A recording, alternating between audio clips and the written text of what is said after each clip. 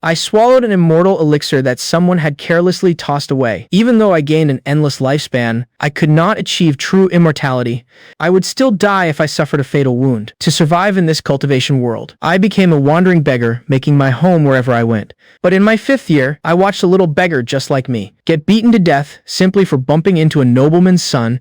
In my 7th year, I saw a man named Fang Kiwano. I watched as he, to refine his goo, actually slaughtered an entire town in cold blood. He merely glanced at me from afar, and I was so terrified that I ran for 7 days and 7 nights before daring to stop. From then on, I understood. Owen must have a cultivation base. Otherwise, even with eternal life, you are nothing but meat on the chopping block for those mighty cultivators. Unfortunately, my body could not absorb even a shred of spiritual energy. My innate talent was absolutely non-existent. Left with no other choice, I arrived at a remote mountain village. At least here, those mighty figures would not come knocking. There was a coffin shop in the village. The owner's surname was Lee, known to everyone as Uncle Lee. His craftsmanship was quite famous for 100 miles around. As soon as the idea of making coffins popped into my head, I felt it could not be more perfect. In the cultivation world, the cycle of life and death is an eternal theme.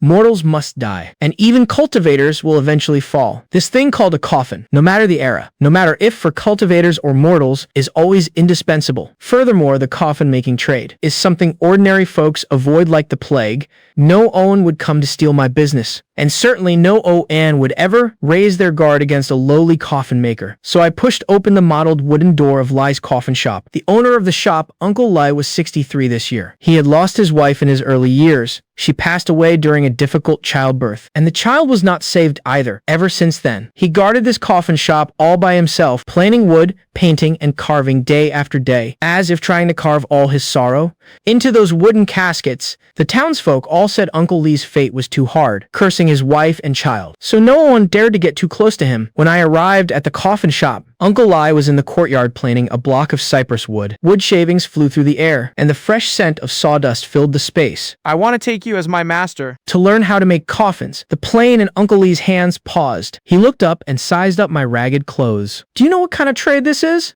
I know. A coffin maker deals with the dead for a lifetime. Girls won't marry you, people won't befriend you, and folks will take a detour when they see you on the street. You are a young lad.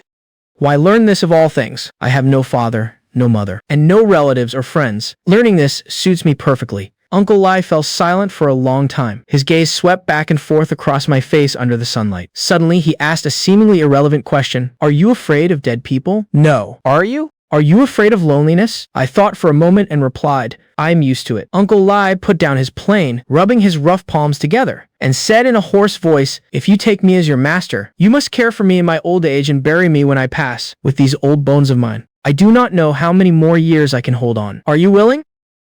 I promised him solemnly. Uncle Lee brought out a cup of cold tea from the house and handed it to me. Drink this cup of tea, and you will be my apprentice. I took the tea and downed it in one gulp. It was coarse tea, astringent and slightly bitter, but it warmed my heart. From then on, I moved into Lee's coffin shop, beginning my life as a coffin maker's apprentice. The craft of making coffins was far more complex than I had imagined. Selecting the wood was the first lesson. Cypress is hard and dense, rot-resistant and durable, making it the top choice for premium coffins. Pine has a clear grain and a moderate price, mostly used by ordinary folks. Nanmu wood is as smooth as jade, unrotting for 1,000 years. But only high-ranking officials and nobles can afford it. As for the spiritual woods and divine materials of the cultivation world, Uncle Lee only mentioned them in passing, saying he had only seen them once or twice in his entire life. A good coffin maker knows the wood's age just by touching it, its origin, and its moisture content. Uncle Lee stroked a piece of cypress, a rare gleam appearing in his cloudy eyes. Wood has a soul of its own. If you treat it well, it will treat the deceased well. I earnestly memorized every single detail. Although the Grand Tao immortality system had not granted me spiritual energy or a cultivation base, it seemed to have somewhat enhanced my perception and learning abilities for a standard mortise and tenon joint. I could remember it after Uncle Lee demonstrated it 3 times. I could do it myself after 5 times, and by the 10th time, my work was already quite decent, besides basic carpentry. Uncle Lee also taught me many of his exclusive skills: how to carve soul-soothing patterns on the coffin lid, how to mix a special tung oil for preservation and rot resistance, and how to decide the coffin's orientation and grain alignment based on the deceased's birth date. Our line of work is not just about making a wooden box. Uncle Lee once told me with profound earnestness, a coffin is a person's final resting place in this world. You cannot be careless. Days passed owned by Owen. Master and apprentice, the two of us lived a simple and regular life. Inside this small coffin shop, we woke at dawn to plain wood and stopped at dusk to eat whenever business occasionally came to our door. We would carefully measure and tailor, crafting the final sanctuary for the departed. One evening during my third year as an apprentice, an unexpected event shattered the peace of the coffin shop. Just like any other day, I was in the yard sanding down a pine coffin when suddenly I heard a bizarre sound coming from the front of the shop. It sounded like wind howling through a canyon, yet also like distant rolling thunder. I put down the sandpaper and walked out, only to see a figure in green robes standing in the doorway. The visitor's face was indistinct, shrouded in a thin layer of mist. Only his eyes were strikingly bright, like two silently burning stars. The aura around him was profound and ancient, even without spiritual perception. I could feel a suffocating pressure. A cultivator, and an extremely powerful Owen at that. Uncle Lee had unknowingly stepped in front of me, his back slightly stooped, yet there was no fear on his face. Having made coffins for a lifetime, what kind of clients had not he seen? Senior has graced my humble shop. What are your instructions? The green-robed man glanced around the shabby shop and said in a low, gravelly voice, I need a coffin. Cypress wood will do, but I need you to carve on the lid 36 soul-soothing runes. The inner walls must be coated with 9 layers of tongue oil, and the baseboard embedded with 7 copper coins. Uncle Lee furrowed his brow. He only knew how to carve 7 soul-soothing runes. 36 was far beyond his capabilities. But as a lifelong artisan, he possessed an unyielding stubbornness. This old man will do his absolute best. When will Senior come to collect it? In 50 years. Uncle Lee was taken aback, then offered a bitter smile. 50 years. His bones would have long turned to dust by then, but he cast a glance at me, standing beside him, and then firmly nodded. Right. In 50 years. Whether it is me or my apprentice. The coffin will be ready. The green-robed man gave a slight nod, drew something from his sleeve, and placed it on the counter. It was a heavily rusted, thoroughly battered longsword. The scabbard was nowhere to be found. The blade was covered in dark red spots of rust, and its edge was as dull as a kitchen chopper. If thrown on the roadside, probably even a beggar would not bother picking it up. Take this sword as my payment. Uncle Lee opened his mouth, but ultimately did not say a word. You can't judge a cultivator's belongings by their appearance. Besides, the man was not picking up the goods for 50 years. Whether he paid now or not did not really matter. Farewell, Senior. The green-robed man turned and left, his footsteps leaving no trace on the ground. His silhouette dissolved into the evening twilight, as if he had never been there at all. Uncle Lee picked up the rusted sword, weighted in his hand, and casually tossed it onto a wooden shelf in the corner. Master, this sword. I could not help but steal a few more glances at it. I could not exactly pinpoint why, but I felt this battered old sword was quite extraordinary. Never mind that. Let us finish the work at hand first. And so the rusted sword was forgotten in the corner, gathering dust. Time flew by. More than 10 years passed. My coffin-making skills improved day by day, gaining considerable fame within 100 miles. Some fastidious families would even travel for dozens of miles just to commission a coffin from me. Meanwhile, Uncle Lee had grown old during the winter of his 78th year. His health deteriorated rapidly. First came the incessant coughing, and later, even getting out of bed became a struggle. Every day I brewed his medicine and fed him his meals, guarding his bedside without leaving for a single step. Tamarind. On a night filled with drifting snow, Uncle Lee lay in bed, his emaciated hand gripping my wrist. I have no regrets in this life. I took you in as my apprentice, so my craft has someone to carry it on, and I have someone to see me off. Master, please do not say such things. You will get better once spring brings the warmth. Uncle Lee smiled, his face filled with peaceful relief. I have made coffins my whole life. How long someone has left to live, I can tell with a single glance. I set aside my own coffin a long time ago. It is the third own on the east side of the backyard. Cypress wood?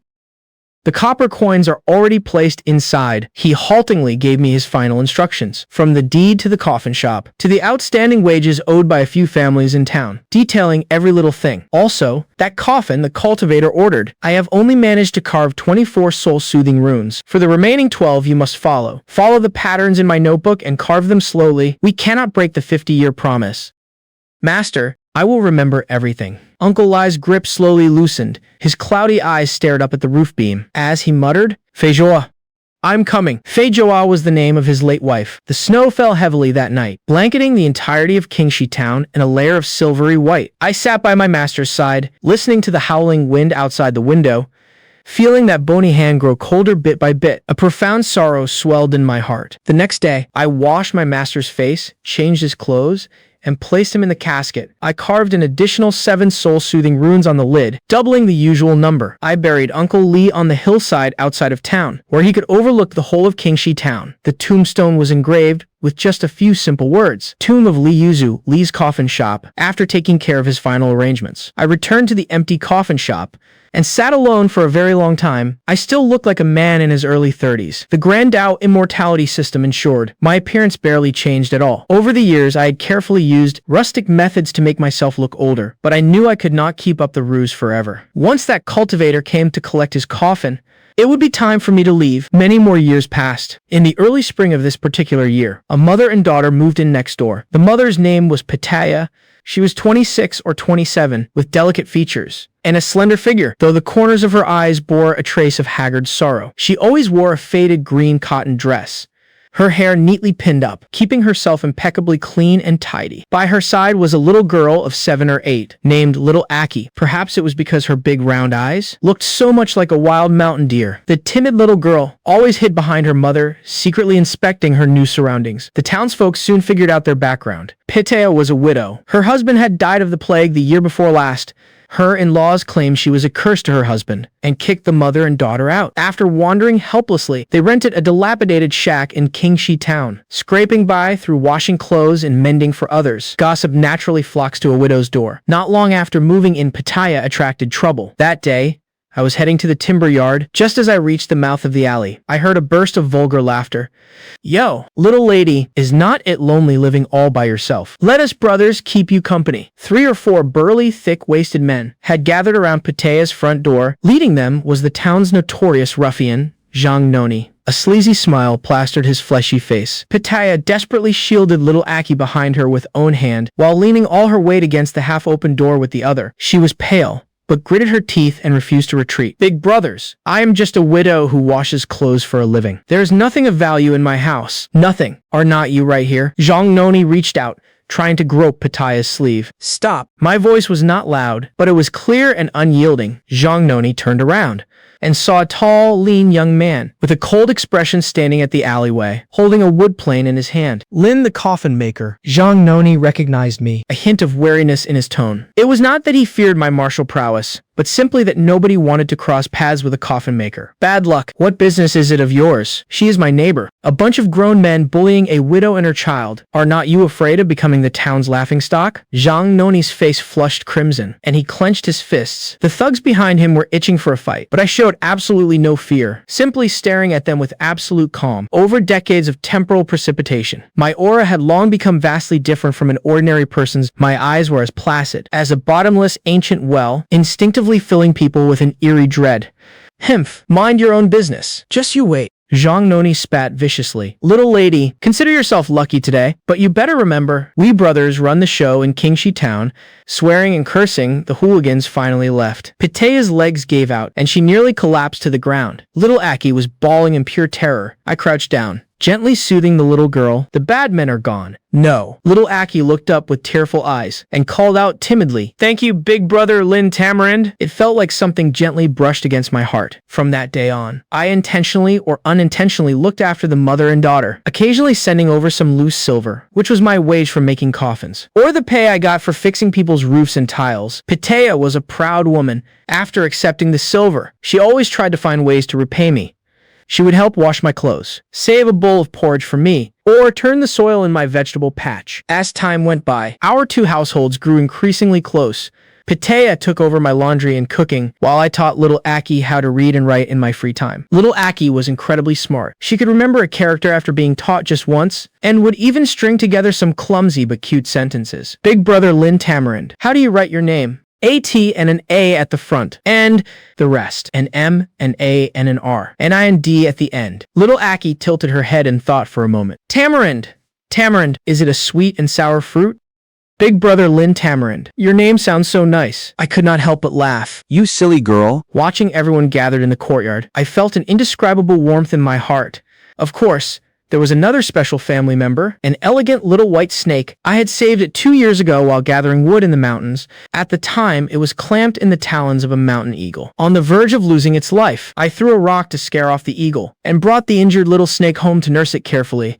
After its wounds healed, not only did the little snake refuse to leave, but it shamelessly made the coffin shop its home. It was entirely snow white, its scales shimmering with a pearl-like luster in the sunlight. Its deep blue eyes were vivid and bright, and its movements carried an ineffable spiritual elegance. Pitaya was initially terrified of the snake, but it was extremely docile in nature, never hurting anyone. It would even voluntarily curl up in little Aki's palm, using its cool tongue to gently lick her fingertips. Little Aki was absolutely delighted and named it Little Yuzu. Every evening, when little Aki sat in the yard practicing writing, little Yuzu would coil around her shoulder, tilting its little head to watch. Pitaya would be busy cooking at the stove, while I planed wood under the shed. Smoke curled upward from the chimney, wood shavings danced in the air, and the setting sun stretched all our shadows long since gaining eternal life. That was the closest I ever felt to having a home. But peace is always fleeting. In recent months, Kingshi town and the surrounding villages had seen a succession of reports about teenage boys and girls going missing. At first, it was just one or two, and people thought they had gotten lost or been dragged off by wild beasts. But as more and more people vanished, over a dozen children were already unaccounted for.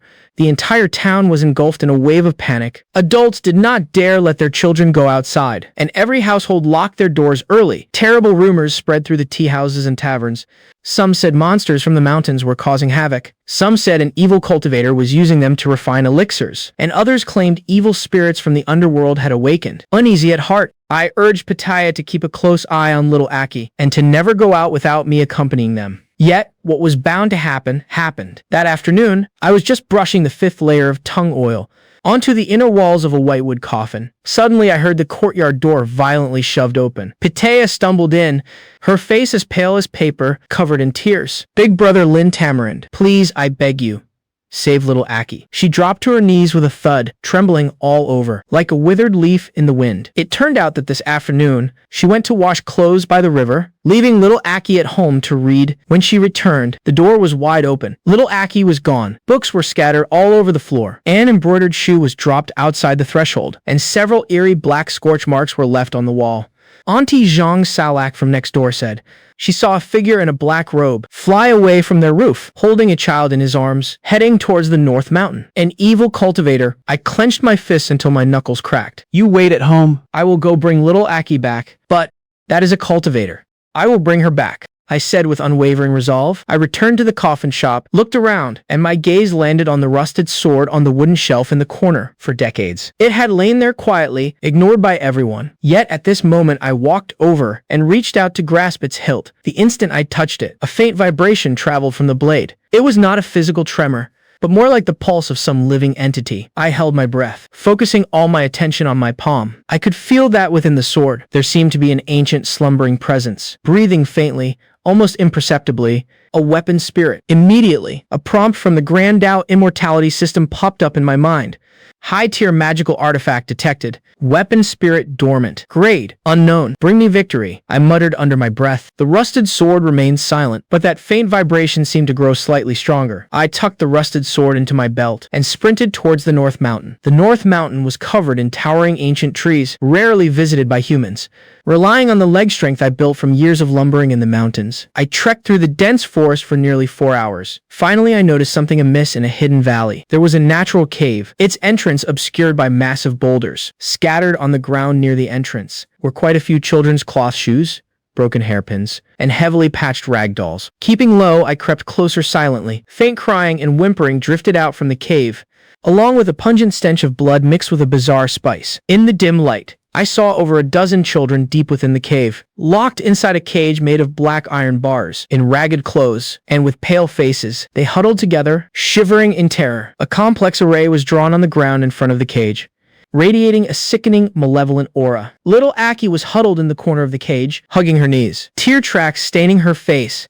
After scanning my surroundings, I realized the evil cultivator was not around, so I seized the opportunity and quickly slipped into the cave. Instantly, Owen of the children recognized me. "It is Uncle Lin Tamarind, the coffin maker." I hurriedly shushed and comforted them, then inspected the lock on the iron cage. It was an ordinary iron padlock, but coated in a layer of black light. It had been reinforced with magic by the evil cultivator. I forcefully wrenched it a few times, but it would not budge an inch. Just as panic set in, the rusted sword at my waist gave a sudden slight tremble. I drew the rusted sword and brought it down on the iron lock, though the blade was dull. The moment it struck, the black film on the lock shattered like flimsy paper. Instantly, the iron lock dropped with a clank. "Hurry, let us go!" I opened the cage door and carried the children out Owen by Owen. Little Aki threw herself into my arms. Trembling violently, "Uncle Lin Tamarind, I am so scared." "It is all right now. I'm taking you all back." However, just as we stepped out of the cave entrance, a chilling, sinister laugh echoed from above. "Himph, I only stepped out for a moment, and rats come scurrying to steal my things." A black-robed evil cultivator descended from the sky. His face was gaunt, his cheekbones jutted out, and a scarlet glow flickered in his eyes. His aura was bone-chillingly cold, like an evil spirit crawling out of hell. "Just you, a mortal without a shred of spiritual energy." The evil cultivator sneered, wielding a piece of scrap metal. With a casual wave of his hand, a blade of black energy slashed through the air towards me. I raised the sword to block. The massive impact forced me back several steps. The webbing between my thumb and forefinger tore open, and fresh blood streamed down. "A mere ant dares to meddle in my affairs. You are courting death." The evil cultivator closed in step by step. With every stride he took, a patch of grass and trees withered on the ground. I gritted my teeth and swung the sword again, but without the backing of a cultivation base, my sword strikes were mere child's play to him. The evil cultivator dodged sideways with effortless grace and countered with a palm strike to my chest. I was sent flying backward, crashing heavily onto the ground, and coughed up a huge mouthful of blood. "Ha ha ha! I will kill you first, and then slowly savor these little snacks." The evil cultivator laughed maniacally as an orb of black light coalesced in his palm and surged towards me. At this life or death moment, the rusted sword slipped from my grasp and hovered in mid-air. The rust covering its blade began to peel off layer by layer like flying ash, revealing its true form. A snow-white blade, coursing with faint, glowing golden veins. Its edge was so sharp, it looked as though it could slice through the void itself. The evil cultivator's expression drastically changed. This is...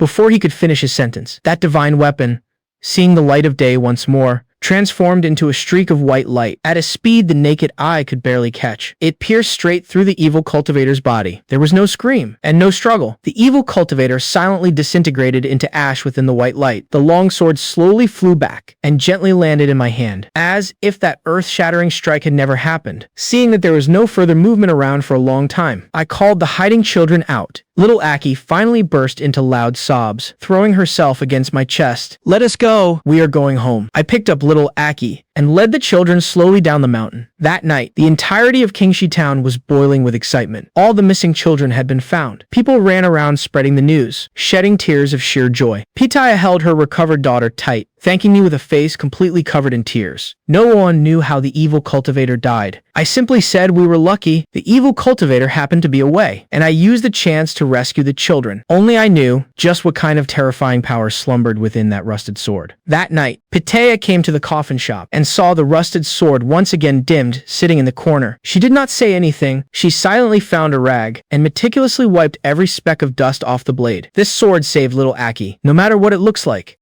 I am forever grateful to it. From then on, Pitaya often helped look after the rusted sword, wiping away its dust, and occasionally maintaining the blade with fine tung oil. She noticed how deeply I cared for this sword, and silently took it upon herself. A few more years passed. The cultivator who ordered the coffin still had not shown up. The coffin had long been finished to his exact specifications, 36 soul-soothing runes, completely flawless, 9 distinct layers of tung oil, and 7 copper coins embedded in the baseboard. It sat quietly stored in the backyard. Little Aki had also blossomed into a graceful young woman, smart and clever, adept at reading and arithmetic. A smile gradually returned to Pataya's face. Although life was not rich, it was peaceful and steady. Yet fate has never truly spared those marked by hardship.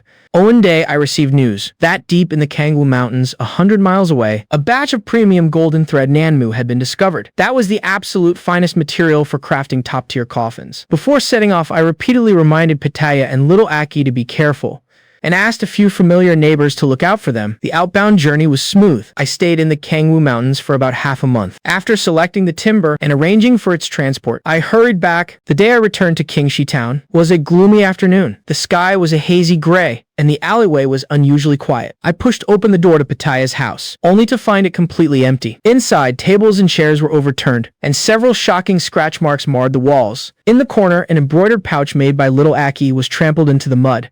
Auntie Zhang Salak from next door saw me return. After hesitating for a long while, she crying, told me the truth. "Young Master Lin Tamarind, just a few days after you left, Wang Jackfruit, the son of official Wang from the neighboring village, brought a gang of thugs to her door. That Wang Jackfruit had harbored wicked intentions towards Pataya for a long time. He did not dare make a move before because of you. The moment you left, Wang Jackfruit and his goons forced their way into Pataya's home. Pitaya fought back with all her might, but was beaten black and blue. Little Aki rushed out to protect her mother, but was kicked and punched by the thugs until she stopped breathing.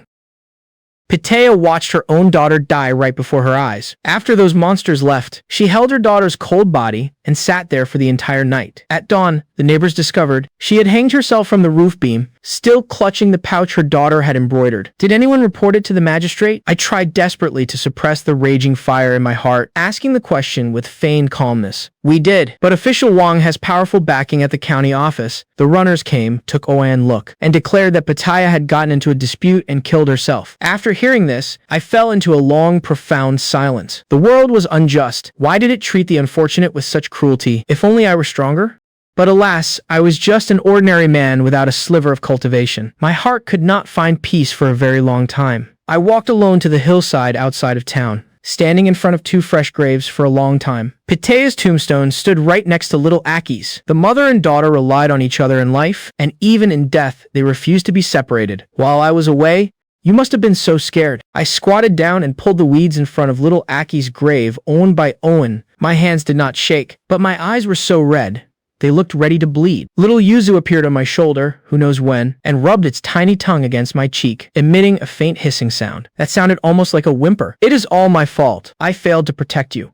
I sat before the graves for the entire night, only returning to the coffin shop the following morning. Then I walked straight to the rusted sword in the corner. The sword was vibrating slightly. It was not the wind, nor was it an illusion. A faint trace of golden light seeped through the rust. I gripped the hilt. Old friend, help me own more time. Not long after, on a pitch-black windy night, the gatekeeper was leaning against the pillar, dozing off. No-on noticed a dark shadow leaping over the courtyard wall. From the main room in the backyard came the sound of unrestrained laughter and drinking games. That was Wang Jackfruit drinking and making merry with his scoundrel friends. I pushed the door open and walked in. Wang Jackfruit recognized the intruder. Lin the coffin maker. What are you doing here? Come to collect the corpse of your little widow. Ha ha ha!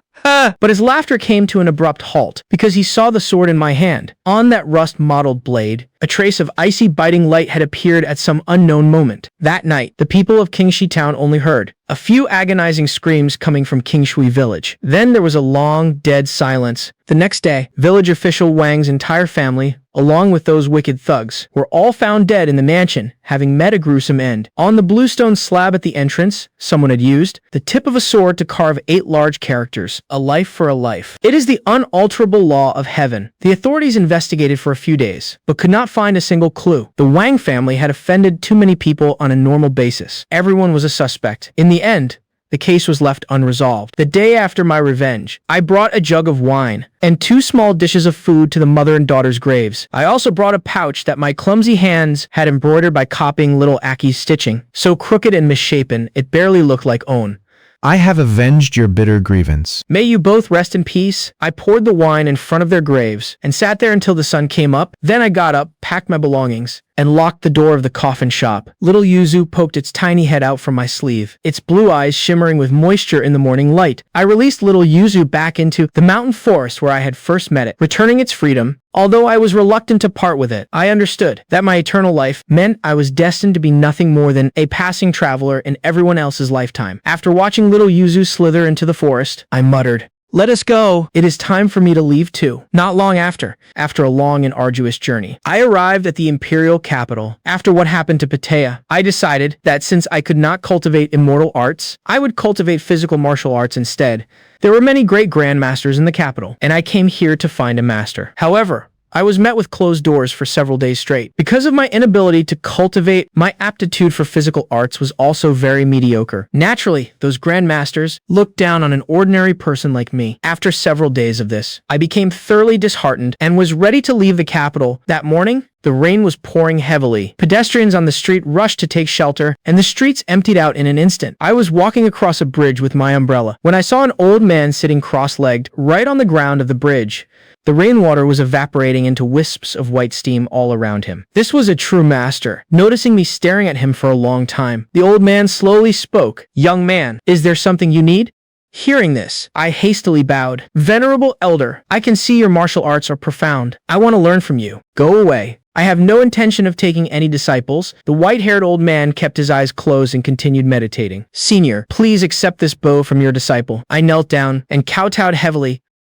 "Even if you do this, I still won't take you as my disciple. Your innate aptitude is too poor. You are destined to never achieve anything great." The white-haired old man brought his hands together. The surrounding curtain of rain was instantly blasted away. I was lifted up by an invisible force. 2 hours later, seeing that I was still standing exactly where I was, the old man finally opened his eyes and looked at me. "Speak. For what reason do you want to temper your body? Let this old man hear it. I will weigh your words after listening." The old man stroked his beard. I immediately recounted everything that had happened in King Shi Town, detailing the events exactly as they occurred. Preposterous. The old man furiously slammed his fist onto the surface of the bridge. Strangely enough, the bridge remained completely undamaged, but the river water beneath the bridge suddenly exploded with a deafening roar, instantly leaving a deep crater in the water. The legendary striking the cow across the mountain technique. I was momentarily stunned. The old man reached out his hand to me, his tone turning kind. "Young man, I am old. I can't stand up on my own. Come. Give me a hand." I hurriedly did as he asked, pulling the old man up from the ground. The old man patted his clothes and slowly said, "You possess the desire to become stronger to protect others. I acknowledge that. From this day forth, you shall cultivate under me." "Master," I hastily knelt and bowed, my face full of excitement. Time flew by quickly. In the blink of an eye, I had been cultivating under Master Wu Rambutan for 30 years. Although Master Wu Rambutan was a practitioner of body tempering, he was merely able to live slightly longer than an ordinary person in the past 2 years, though he lived longer than most. These past 2 years, Master's physical condition had drastically declined compared to before. He also frequently forgot things. Perhaps the old man himself did not want to be constantly looked after by me. One day, when I woke up and went to Master's bedroom, I only saw a note left on the table. "My good disciple, as your master, I feel my time is near. I just want to use this final time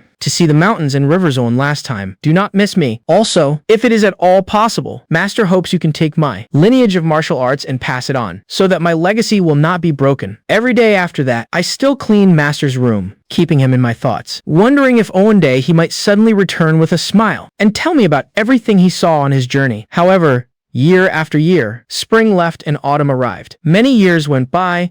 While waiting for Master, I never forgot to cultivate my body tempering. By now, I could easily take on multiple opponents at once. Even if I faced an ordinary cultivator, I had the power to protect myself. Another few fleeting years passed. This winter, a heavy snowstorm buried the capital for 3 full days and nights. Just like usual, I woke up in the morning to sweep the snow in front of my door, but I saw a young girl shivering, leaning against my doorway. Her pitiful appearance inadvertently awakened my past memories. I thought of little Aki from all those years ago. They both had a pair of big, clear, watery eyes. I carried the freezing girl into the house and boiled some hot water for her. Then I turned and stepped outside. After a long while, the girl came out, dressed in fresh clothes, and immediately fell to her knees. "I have long been homeless.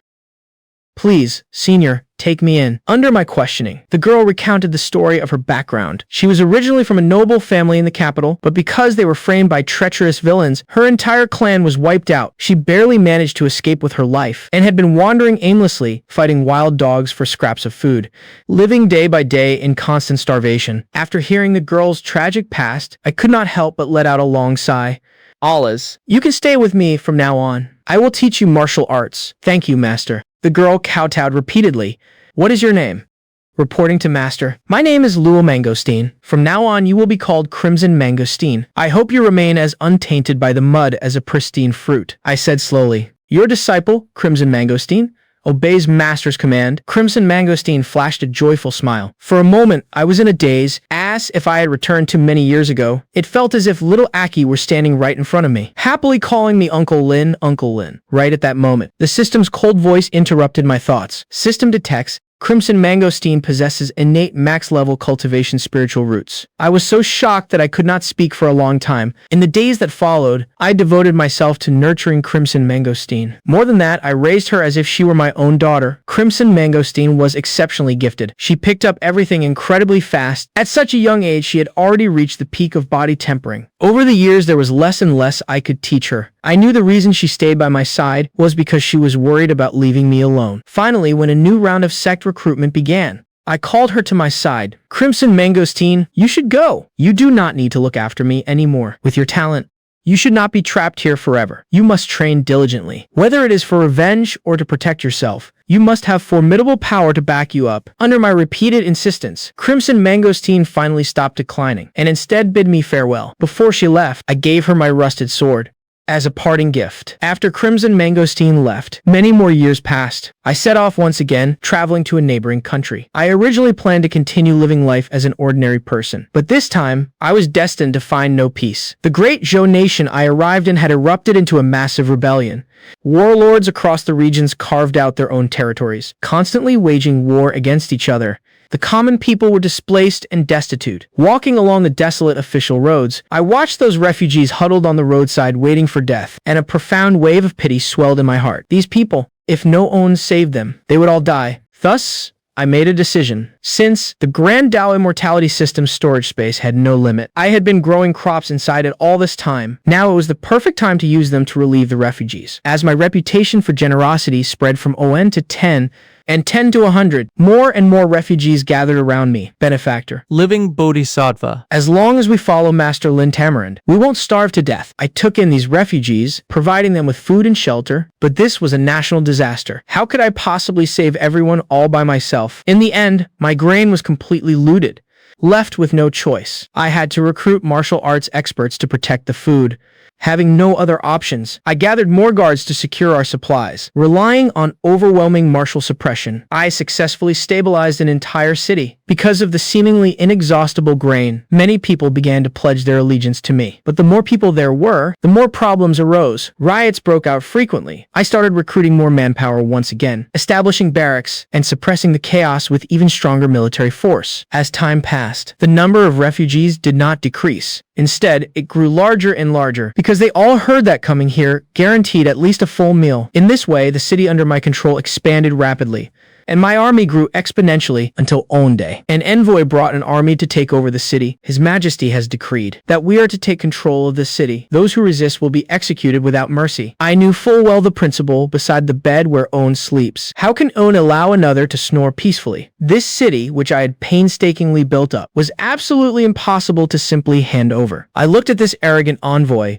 looking down from his high horse, and said indifferently, I am the Oan who gave these commoners a path to survival. You forced the people to sell their sons and daughters, resorting to exchanging children just to eat. Yet you still dare to come here and continue your perverse acts. This world is truly ironic. Audacious peasant, what do you think you are? The envoy angrily roared at me, and the only response he got from me was a cold kill. After a massive battle, the emperor's representative army was entirely annihilated. When the news spread, the whole realm was shaken. After the envoy was killed, my subordinates were burning with righteous indignation. They even draped a yellow imperial robe over my shoulders, enthusiastically proposing strategies to attack other cities, urging me to unify the world and restore a decent world for the common folk, urging me to conquer the lands, to bring back peace to the suffering masses. At first, I still refused, but when I thought of the dog emperor's decadent and immoral ways and his tyrannical atrocities, I resolutely raised the banner of rebellion, with the populace rallying to my call. In less than a month, my army of 20,000 troops had already begun to take shape. In the Great Zhou nation, there was also a general named Wu Langsat. He was an old minister from the previous dynasty who had remained a recluse throughout this chaotic era. After hearing of my exploits, he took the initiative to come and defect to my side.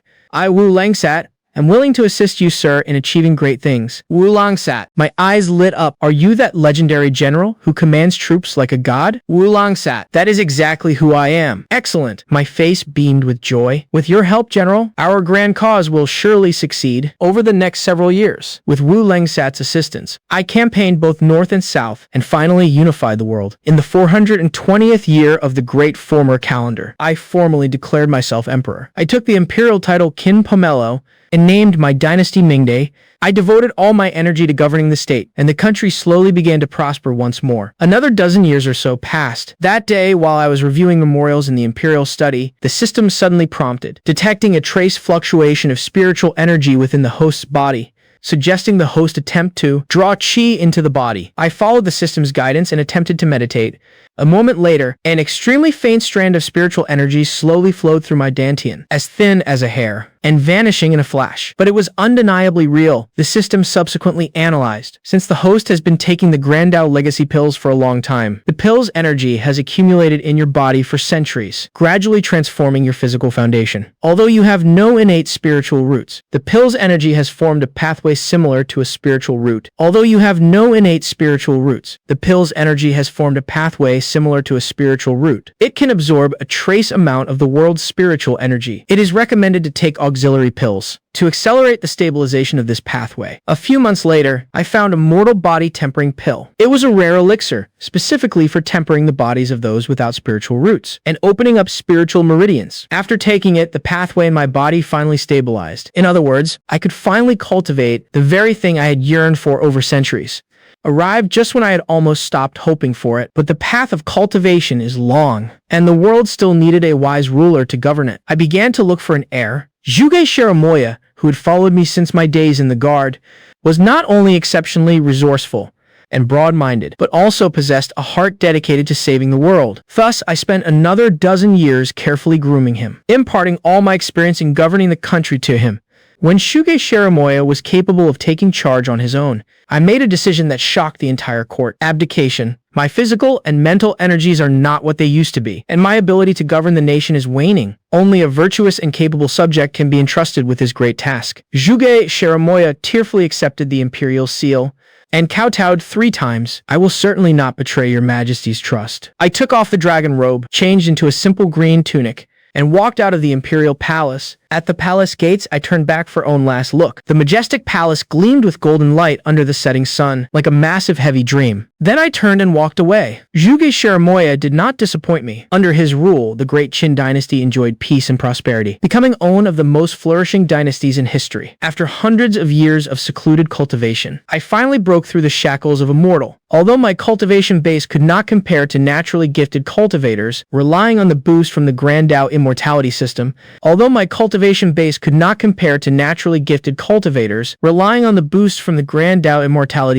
the foundation built from centuries of martial arts tempering, and the spiritual meridians opened by the mortal body tempering pill, I forcibly carved out a unique path unprecedented in history. Dual cultivation of martial arts and immortality. The moment I stepped into the immortal realm, the scene before me was completely unexpected. The sky was dark red, with massive rifts tearing through the clouds. Spiritual energy was in chaos, and the earth was covered in scorched ruins. In the distance, rumbling booms and endless battle cries echoed. Those were the sounds of a large-scale war. The Middle Ancient cultivation continent was undergoing a catastrophe. The war between the human race and the dragon race had raged for centuries. Territorial disputes, resource struggles, and millennia of accumulated racial hatred were all intertwined. Both sides had paid a devastating price. As I walked through the immortal realm, everywhere I looked were displaced commoners. Allahs. No matter which world it is, in times of war, the ones who suffer most are always the common folk. I sighed and slowly moved forward along a deserted official road.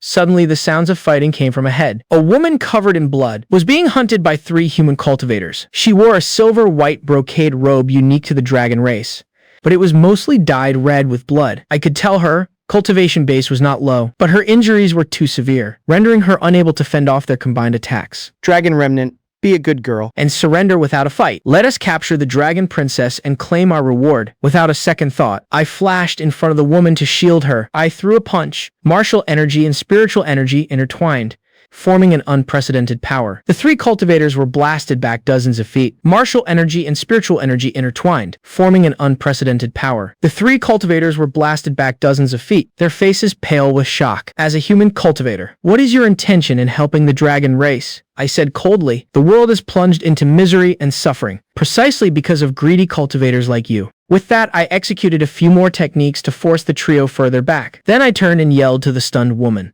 You go first, I will catch up soon. The woman stared at me blankly, her golden slitted pupils filled with astonishment. Then, hesitating no longer, she fled into the distance, relying on the agility of my martial arts movement. I quickly shook off the pursuers and caught up to her in a secluded cave. After we regrouped, I stepped forward to treat her wounds. The woman finally spoke. You knew I was the dragon princess, so why did you save me, even going as far as drawing your sword against your own kind? It is exactly because I heard them say you were the dragon princess That I had to save you. We need to stop this war. Do you think I do not want to? But the grudges between humans and dragons run deep. This war is unavoidable. Long Yuzu let out a slow sigh, shaking her head as she spoke. She was the eldest daughter of Long Breadfruit, the dragon patriarch. She had been discovered while out gathering military intelligence, which led to the ambush. If we do not end this war as soon as possible, do you think the other foreign races won't swoop in to reap the spoils? From what I have observed along the way, they are already making moves in the shadows, I said in a solemn, deep voice, and continued my persuasion. You must have seen Along this journey, the kind of suffering our people are enduring. Along this journey, the kind of suffering our people are enduring. If this continues, it will only end in a meaningless mutual destruction. I believe that as the eldest princess of the dragon race, you should have your own judgment on this. Listening to my words, Long Yuzu also fell silent. We looked at each other, neither willing to back down. After a long while, Long Yuzu withdrew her gaze and slowly sighed. Right. I understand. I will go back and try to persuade my father. But whether your human race will agree is still a question. The human race's Emperor Mangosteen is not someone easy to deal with. Mangosteen, do not you know of Emperor Mangosteen? Long Yuzu tilted her head, looking at me in confusion. Could it be my former disciple? Although I was not entirely sure, I still breathed a sigh of relief. If it was Crimson Mangosteen, then there was still hope. Let us go. Follow me to the palace to meet my father first. Long Yuzu led me as we flew toward the dragon race's territory. Along the way, I asked Long Yuzu for details about how the war started. Long Yuzu in turn became increasingly curious. About me, this strange human cultivator. Your fighting style is very strange. Your spiritual cultivation is not considered high, but your close quarters combat skills. I have never seen such exquisite martial arts. I learned all of this in the mortal realm. My master taught me. For mortals, Long Yuzu found it unbelievable. As we interacted on the journey, she kept feeling that the man before her was inexplicably familiar. That gentle, yet steady aura, his willingness to risk everything, to save someone, and certain subtle, unintentional gestures, gently plucked a string deep within her heart. A long time ago, she had transformed into a little white snake to roam the mortal world. Gently plucked a string deep within her heart. A long time ago, she had transformed into a little white snake to roam the mortal world. To comprehend the heavenly Tao, she was injured by a mountain eagle in a small place called Qingxi Town. It was a gentle mortal man who saved her and took her home to care for her meticulously, even though they parted ways and never saw each other again. That brief time in the mortal world remained the warmest memory in her long dragon life. But back then she was just a little snake. The world she saw was completely different from now. She did not dare to be certain. You Remind me of an old friend. After a long time, Long Yuzu could not help but say, Oh, what kind of old friend? I turned and looked at her curiously. Long Yuzu did not answer. Only a glint of nostalgia flashed through her golden pupils. The dragon race's palace was located at the bottom of the dragon abyss, the deepest part of the middle ancient cultivation continent. Massive coral pillars supported the vaulted ceiling, and the glazed brick floor shimmered with dreamlike colors under the deep blue sea light. Long Yuzu led me through layers of checkpoints and into the grand hall. Sitting on the dragon throne in the center of the hall was a middle-aged man, Long Breadfruit, patriarch of the dragon race. Yuzu, You brought a human back with you? Long Breadfruit's voice was as deep as thunder, his gaze shooting toward me like two sharp blades. Do you not know that we are at war with the humans? Father, he saved my life. Long Yuzu stepped forward. If he had not intervened, I would already be dead at the hands of those three human cultivators. Himph! So what? A dragon race elder scoffed coldly. It might be a human conspiracy, deliberately letting you, the dragon princess, live. A dragon race elder scoffed coldly. It might be a human conspiracy, deliberately letting you, the dragon princess, live, and then sending someone to follow you to spy on our dragon race. Ridiculous. Long Yuzu shouted angrily. The atmosphere in the grand hall was tense and explosive. Several dragon generals had already gripped their weapons, their killing intent faintly locking onto me. Long Breadfruit stood up and slowly descended from the dragon throne, stopping right in front of me. Who are you? Why did you save my daughter? What is your purpose? I only wish to put an end to this century-long farce. Farce. Humans and dragons are enemies. By saving the dragon princess, you are a traitor to the human race, and I, Long Breadfruit, do not welcome the presence of traitors like you. Patriarch Long, in my eyes, there is no fundamental difference between humans and dragons. If everyone keeps fighting endlessly, won't it just allow other foreign races to exploit our weakness? The killing intent in Long Breadfruit's eyes deepened. Your cultivation is merely— What realm is this? He furrowed his brows, seemingly unable to see through my true strength. Your spiritual cultivation is mediocre. But your body. Why are your meridians and veins so bizarre? The surrounding dragon clan members in the hall were also scrutinizing me, their gazes filled with hostility and wariness.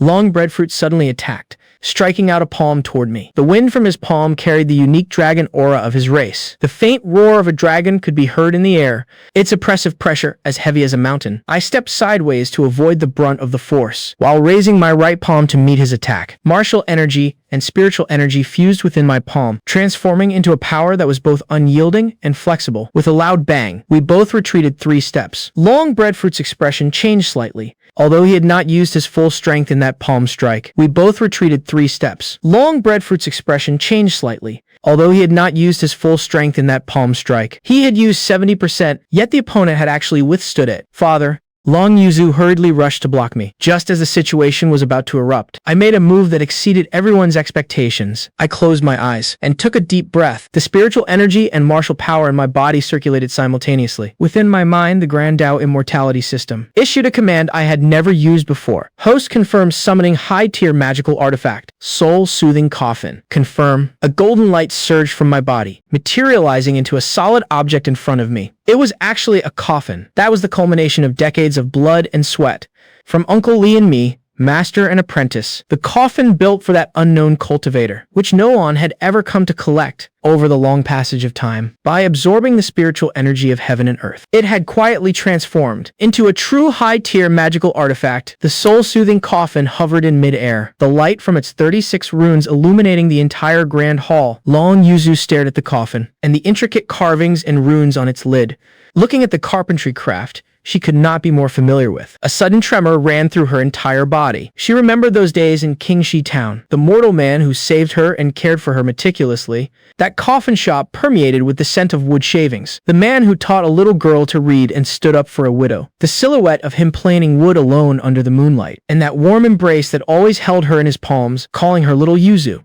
It is you. Long Yuzu's voice trembled, tears shimmering in her golden slitted pupils. And that warm embrace that always held her in his palms. It is you. Long Yuzu's voice trembled, tears shimmering in her golden slitted pupils. It is really you? She abruptly turned to Long Breadfruit, speaking so urgently she nearly stuttered. Father, he is the person I have been looking for all this time. He is the benefactor I told you about. Back then, when I transformed into a white snake to roam the mortal realm, and was injured by a mountain eagle in Qingxi town, it was him who saved me. I stayed by his side for many years. He is a good person. He is the best person in this world. Long Breadfruit was stunned. Of course, he knew about his daughter transforming to roam the mortal world, and he knew she had always been searching for that mortal benefactor. He thought it was merely his daughter's stubborn obsession. What could possibly be so special about a mortal? But the man before him could not only summon a high-tier magical artifact and withstand a palm strike holding 70% of his strength, but he was also the benefactor his daughter had painstakingly sought for centuries. Using force again would be highly inappropriate. Forget it. After a moment of silence, Long Breadfruit withdrew his killing intent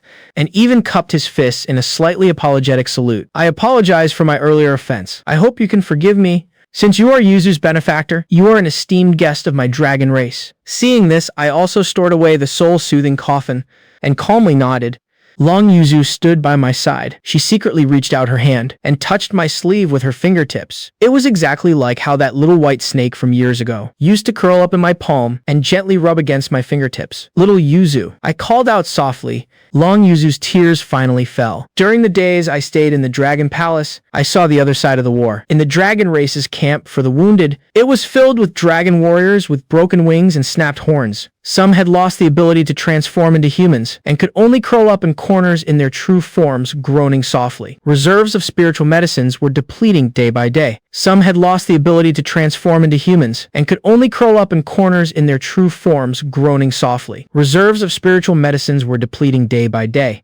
Even ordinary healing pills were almost completely gone. Meanwhile, in the temporary shelters around the outskirts of the palace, dragon commoners who had retreated from the front lines were crammed together. Old dragons huddled with their young dragonlings, their eyes filled with nothing but terror and bewilderment. This war has been fought for 300 years. Long Yuzu said softly as she accompanied me on patrol. Initially, it was a dispute over the ownership of a spiritual vein mine. Later, the conflict escalated, and the hatred grew deeper and deeper. By now, no one even remembers why we started fighting in the first place. The dragons hate the humans. Both sides have lost far too many lives, and no one is willing to be the first to stop. What is the situation like on the human side? Your human race's Empress Mangosteen is formidable. Long Yuzu's tone carried a hint of dread. It is said that Empress Mangosteen is a genius cultivator who rose from the mortal realm. She dual cultivates martial arts and immortal arts, possessing extremely terrifying combat power. Currently, she has massed her great army and is planning to launch a full-scale offensive. If that battle truly breaks out, both sides will suffer catastrophic casualties. Hearing the name Mangosteen again, my footsteps involuntarily paused. What is wrong? Tamarind, do you know him? I once took in an apprentice many years ago. Her talent was extremely high. I later bestowed upon her the name Crimson Mangosteen. I do not know if she is the Empress Mangosteen you're speaking of. I recounted to her in detail all my experiences in the mortal realm over the years. Really, I have a portrait of her right here. Take a look. Is this your apprentice? If she is, really, I have a portrait of her right here. Take a look. Is this your apprentice? If she is, then there is a great hope for peace talks between our two races. Long Yuzu also grew excited, taking out a scroll and unrolling it for me. Seeing that familiar face again, I could not help but sigh softly. To think that the little girl I saved in the snowy wilderness would actually become the empress of the human race in the immortal realm. I closed my eyes, and countless memories flashed through my mind. Mangosteen wolfing down a bowl of porridge, the ecstatic expression on her face the first time she drew chi into her body, the fine beads of sweat on her forehead when she practiced martial arts, the sight of her deeply bowing back when she left. Then let us go quickly. Come with me to see my royal father. Long Yuzu urged anxiously from the side. In the grand hall of the Dragon Palace, I have a way to end this war, I said slowly, my expression confident. Long Breadfruit was utterly stunned. The human empress is my disciple. The entire hall fell into a deathly silence. Long Breadfruit's first reaction was pure disbelief. You're saying the human empress is your disciple? You, a cultivator from the mortal realm, do you even know how powerful Mangosteen is? She alone can match 10 elders of my dragon race, and you claim you taught her?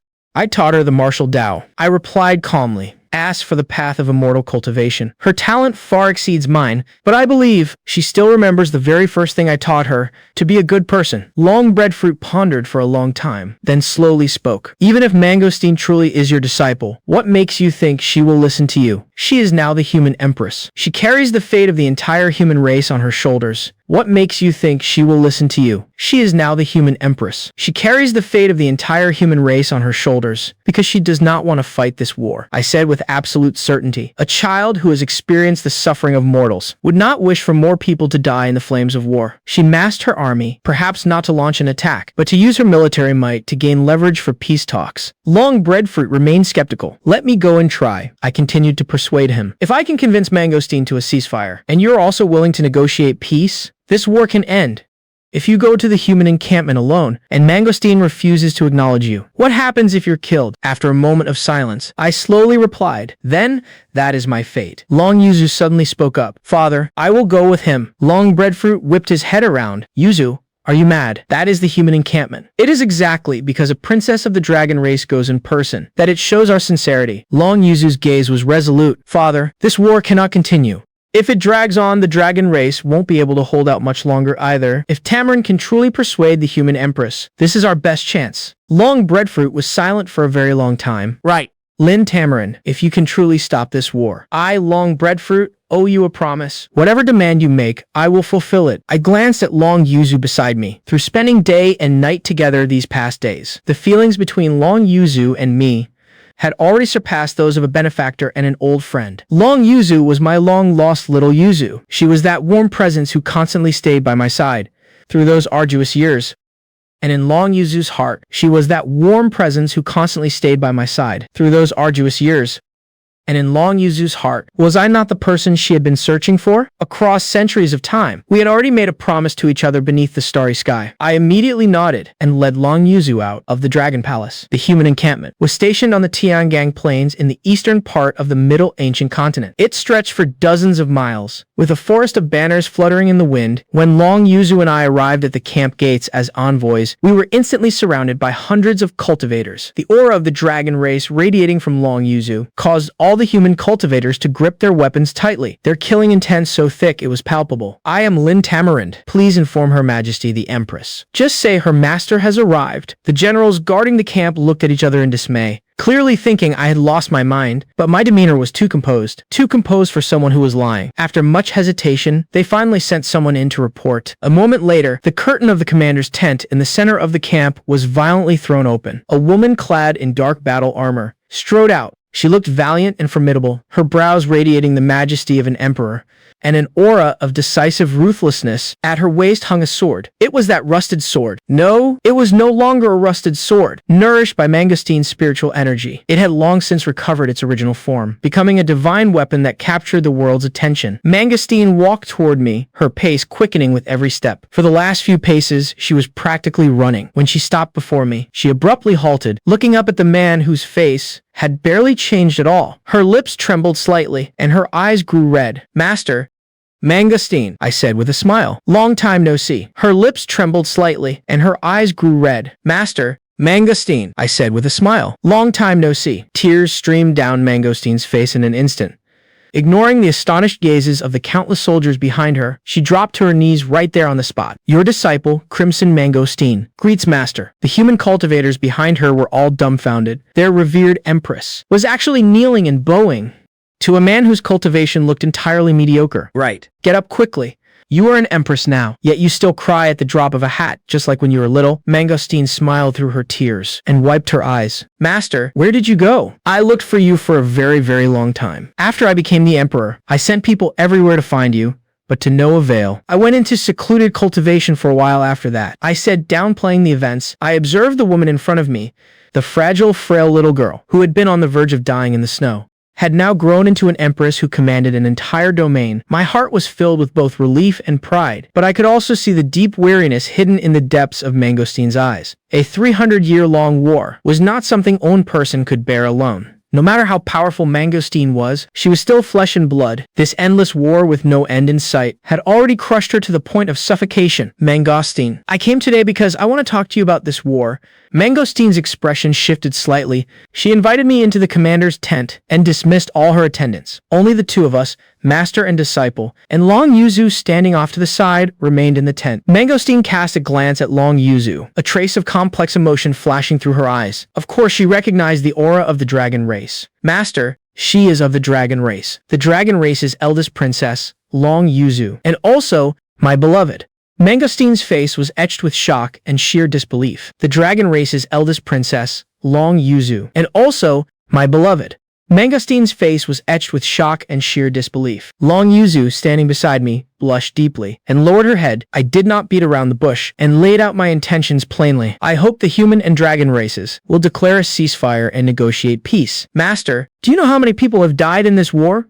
In 300 years, 40 million human cultivators have died, and the number of mortal casualties is uncountable. The blood debt of the dragon race. The dragon race has also lost many lives. Before Mangostine could finish, I interrupted her and said calmly, I have seen the dragon race's camps for the wounded and their refugee camps. Just like the humans, the elderly, women, and children are displaced and homeless. Their camps are filled with maimed soldiers. 300 years of hatred cannot be resolved overnight. But if we do not stop, it will only lead to more deaths, and ultimately let the other races reap the spoils. Mangostine fell silent. What was the very first thing I taught you back then? I looked at Mangostine and continued to ask. Mangostine whispered, to be a good person. Do you think continuing to fight is what a good person should do? The commander's tent remained silent for a long time. Finally, Mangosteen took a deep breath. Master, I will listen to you. she paused, then added, but I have conditions. This is no longer just my personal matter. It concerns the safety of the entire human race. A ceasefire is fine, but we need a guarantee. That is sufficient to convince both races. What are the conditions? Persuade you to enter the palace as my imperial chancellor, with your prestige as my teacher. You can suppress the radicals within both races. Then, you will marry the dragon princess. A marriage alliance between humans and dragons will serve as the bond of peace. You can suppress the radicals within both races. Then, you will marry the dragon princess. A marriage alliance between humans and dragons will serve as the bond of peace. Hearing this, Long Yuzu suddenly looked up. Her golden slitted pupils were filled with surprise, followed instantly by irrepressible joy. I pondered for a moment. This condition seemed like a political marriage, but in reality, it was just giving Long Yuzu and me a perfectly justifiable reason to be together. It seemed this disciple of mine was determined to be a good person to the very end. I immediately nodded and agreed. My wedding with Long Yuzu was set for a month later. During this month, I constantly traveled back and forth between the human and dragon territories, coordinating the ceasefire details. Long Breadfruit also kept his promise. Under my mediation, the dragon army retreated 300 miles to show their sincerity. Mangosteen also ordered the human army to pull back, lifted combat readiness, and released all detained dragon prisoners of war. A 300-year war was slowly drawing to a close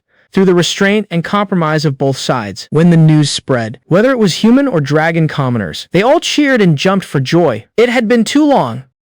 This war had been fought for far too long. No one remembered why they started fighting in the first place. Everyone only remembered the endless death and partings. Peace was hard won, and everyone cherished it all the more. The wedding was held on Tianyuan Peak in the center of the Middle Ancient Continent. It was the border between the human and dragon territories, and also the place with the most abundant spiritual energy on the entire continent. Tianyuan Peak was decorated anew. The crimson silks of the human race and the silver-white banners of the dragon race complemented each other in radiant glory. Spiritual flowers all over the mountains, boosted by magical arrays, bloomed simultaneously. Petals drifted in the wind like colorful snow. Guests gathered in droves. On the human side, spiritual flowers all over the mountains, boosted by magical arrays, bloomed simultaneously. Petals drifted in the wind like colorful snow. Guests gathered in droves. On the human side, Mangosteen personally led the civil and military officials. On the dragon side, Long Breadfruit arrived with the elders and the royal family. Tens of thousands of commoners from both races rushed over from all directions, surrounding Tianyuan Peak so tightly not even a drop of water could leak through. I stood on the wedding platform at the peak. Beside me, Long Yuzu wore the unique silver-white ceremonial dress of the dragon race. Her long hair fell like a waterfall, and her golden slitted pupils sparkled brilliantly in the sunlight. Mangosteen personally served as the officiant, standing right in the center of the wedding platform. Her voice echoed across the entire mountain peak. Today, on Tianyuan Peak, for the first time in centuries, the human and dragon races have gathered in joy rather than slaughter. The union between Teacher Lin Tamarind and Princess Long Yuzu is not merely the marriage of two individuals, but the beginning of peace between our two races. From this day forth, weapons shall be stored away, and warhorses released to the southern mountains. May the two races live in harmony for generations to come, and may there be no more scourges of war forever. Cheers as deafening as mountains crumbling and seas roaring shook the heavens. I held Long Yuzu's hand, looking at the smiling faces below the platform. The commoners of both the human and dragon races stood shoulder to shoulder. Some were laughing.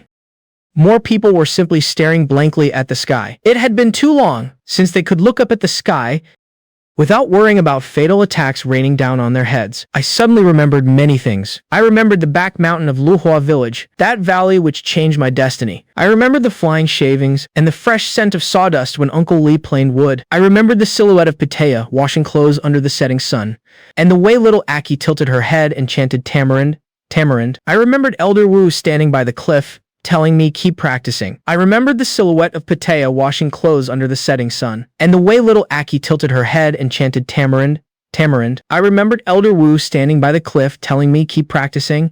You are still not good enough on that autumn dusk. I remembered that snowy day, a frail little girl huddled in the corner of a wall, and how I took off my padded jacket, wrapped her in it, and said, "Let us go. Come home with me." Along this journey, I had lost so much. Master, Pitaya, Little Aki? Elder Wu, those who briefly paused in my long life, only to leave in a hurry. Every single one of them had carved an indelible mark upon my heart. But I had also gained a lot. The craft Uncle Lai taught me, the martial arts Elder Wu imparted to me, the pride Mangosteen gave me, Long Yuzu's deep affection that spanned a century, and those I had once helped. The children I rescued from the evil cultivator's hands, and the common folk of the two races who were now spared from war because of me. Eternal life is not a blessing. It is own person shouldering all the partings alone. Husband, what are you thinking about? I looked at her and smiled. That smile was warm and at peace, as if I had finally laid down something incredibly heavy. I was just thinking, my journey along the way was quite worth it. Below the platform, Mangosteen touched the longsword at her waist. That divine weapon, once rusted and dull, now smooth and radiant. The sun set in the west. Lights gradually lit up on Tianyuan Peak. The people of the two races lit countless sky lanterns across the mountains. Orange lights slowly ascended into the sky, like countless stars flying from the earth up to the heavens. I looked up at the sky full of lanterns, and suddenly remembered something Uncle Lee once told me. A coffin is a person's final resting place in this world. You cannot be careless. This life started from building coffins, crafting final sanctuaries for the departed. A coffin is a person's final resting place in this world. You cannot be careless. This life started from building coffins, crafting final sanctuaries for the departed. In the end, for the common people of the world. I had crafted an era of peace and prosperity where they could live and work in contentment. Perhaps this was my coffin, not made of wood, but forged from countless years of perseverance, kindness, and sacrifice. A coffin large enough to hold all partings and reunions, all suffering and hope, eternal life within the coffin. What lives forever is not my physical body, but the marks I leave upon this world, faint as ink stains, yet they will never disappear. In the 3rd year of our marriage, the world was at peace, and trade between the two races grew increasingly frequent. Yet I did something that baffled everyone. I opened a coffin shop at the foot of Tianyuan Peak. When Long Yuzu heard the news, she was drinking tea and almost sprayed a mouthful of spiritual spring water. You, the dignified imperial chancellor of the human race, the architect of peace between the two races, are going to make coffins. What is wrong with making coffins? This is the craft handed down by my master. I can't just throw it away. Long Yuzu could do nothing with me, so she let me be. The shop was not big, just 3 tile-roofed rooms and a courtyard. The layout was almost identical to Lee's coffin shop in Qingxi Town from back then. I personally planed a piece of cypress wood for a signboard, carving 4 characters on it. Lee's coffin shop, not Lin's. Long Yuzu looked at the signboard, was silent for a while, but did not ask anything. She simply helped me hang the signboard up in silence. She understood me. As the news gradually spread, more and more people came to me to have coffins made. I refused no on, regardless of their status. Even if members of the dragon race came, I made them. Days passed by just like this, ordinary and grounded, until own evening. Long Yuzu sat in the yard watching me plane wood. The setting sun stretched our shadows long. She suddenly spoke up. Tamarind, do you think we will ever need a coffin in the future? I smiled. In my life, I have made coffins for countless people, but I am the only ON who never has to make ON for myself. Long Yuzu tilted her head, her golden slitted pupils reflecting the glow of the sunset. Then, I do not want ON either. I will just stay by your side forever. I put down the plane. Just as I was about to reply, the Grand Tao immortality system in my mind suddenly, without warning, popped up, a prompt I had never seen before. As the host has triggered hidden conditions, unlocking sealed memories. Instantly, a violent headache surged like a tidal wave. I dropped to on knee, propping myself up with my hands on the ground, veins bulging on my forehead. Countless images like shattered shards of glass madly flooded my mind. They were not memories from this life, yet they undeniably belonged to me. I saw heaven and earth at the dawn of chaos, above the 9 heavens. A grand palace, magnificent beyond description, stood at the end of a sea of clouds. Sitting in the center of the hall was a blurry figure. That figure was me. No, not the me of now, but the me from billions of years ago. Memories poured in like a torrent.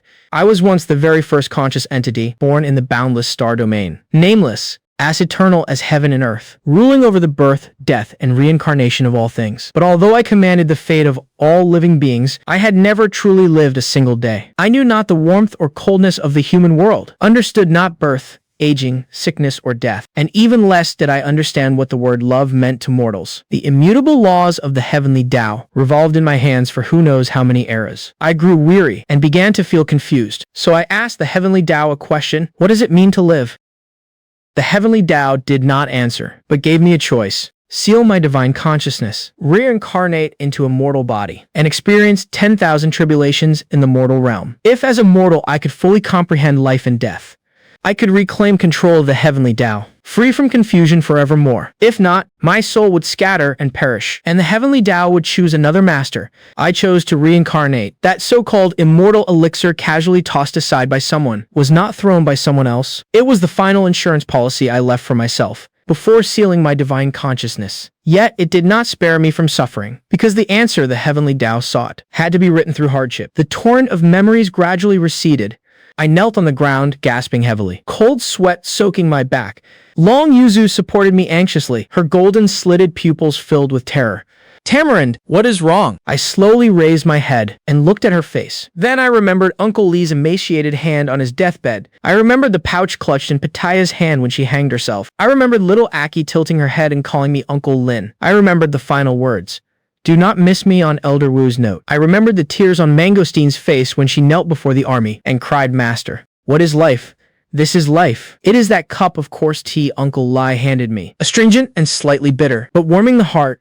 It is the smoke curling from Pataya's stove. It is the little white snake coiled around little Aki's shoulder. What is death? It is the fresh scent of sawdust when wood shavings fly. It is the final soul-soothing rune carved before the coffin lid is closed. It is every encounter and every parting. The system prompted once again. The host in a mortal body has experienced 1,000 years in the mortal realm, comprehended life and death, understood parting and reunion, acted with good and evil, and guarded their true heart. The trial of the heavenly Tao is past. Do you wish to return to the position of Lord of the heavenly Tao? I stared at the two options before me, silent for a very, very long time. Long Yuzu did not know what had happened. She merely gripped my hand tightly. Her fingertips were slightly cool, exactly like the sensation of that little white snake curled up in my palm all those years ago, far away on Tianyuan Peak. The sky lanterns lit by the commoners of both races were slowly ascending again, like countless stars flying from the earth into the heavens. I closed my eyes, took a deep breath, and made my choice in my heart. Decline. The system fell silent for a moment, as if even the heavenly Tao had not anticipated this answer, because the Lord of the heavenly Tao does not need a coffin shop, does not need the scent of flying wood shavings, does not need someone asking at dusk, "What do you want to eat tonight?" But I needed them. The system remained silent for a very, very long time. So long that I thought it would never speak again. Then, a line of golden text that had never appeared before surfaced in my mind. The heavenly Tao has understood. The grand Tao immortality system is permanently shut down. The golden text dissipated. The cold voice that had accompanied me for a millennium fell completely silent, as if it had never existed. I let out a long breath, suddenly feeling a little lighter all over, as if I had shed some invisible burden. "It is nothing." I squeezed Long Yuzu's hand. "It is nothing." I squeezed Long Yuzu's hand and smiled. "Let us go. Let us go inside and eat." Long Yuzu cast a few suspicious glances at me, and only after making sure I was truly fine did she finally sigh in relief. She helped me stand up, brushed the wood shavings off my clothes, and grumbled, "You scared me to death." "Do not ever do that again." I held her hand and walked into the house. Twilight slowly unfolded behind us. Just as we reached the doorway, I suddenly stopped in my tracks, because even though the system was shut down, there was a line of text extremely small and faint, as if carved into the deepest part of my soul, that only now surfaced. It was not a prompt from the system. It was the voice of the heavenly Tao itself. As stars gather to form the heavenly Tao, the heavenly Tao knows all. Yet the heavenly Tao cannot remain masterless forever. Your choice Has been recorded 1,000 years from now. If the common people suffer catastrophe, the heavenly Tao will ask Oan more time. When that time comes, you will not be able to decline. I stood on the threshold, the evening breeze brushing my face. That line of text flashed through my mind and vanished, like an autumn leaf falling into a deep pool, sinking silently without a trace. Behind me, Long Yuzu called out, "Tamarind, what are you spacing out for? The food is getting cold." I turned my head, looking at the lamplight glowing inside the house, and watching her busy figure by the stove. 1,000 years. I still have 1,000 years. That is enough. I smiled, stepped over the threshold, walked inside, and casually closed the door behind me. Outside the door, the twilight was vast and boundless. Over Tianyuan Peak, tens of thousands of lanterns ascended into the sky, as brilliant as a river of stars, and in that nine heavens palace, known to no on, that chair which had been empty for a millennium, sat in the darkness, quietly, waiting for its master to return.